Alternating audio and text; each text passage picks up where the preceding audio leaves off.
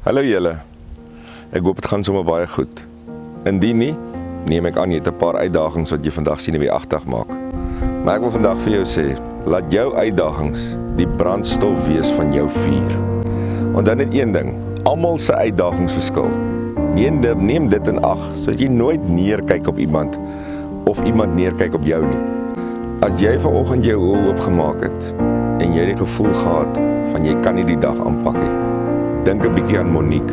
3 weke terug het Monique se ouers gehoor hulle moet haar kom groet in die hospitaal.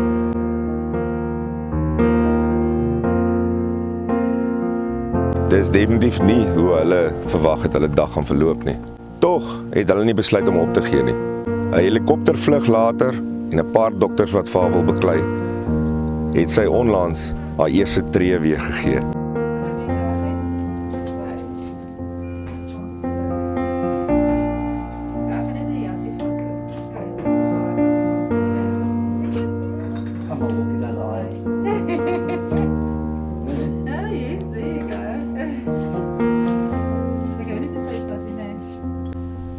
As jy vanoggend jou oë oopgemaak het en jy's gesond, wees dankbaar en pak jou uitdagings aan soos Monique, tree vir tree.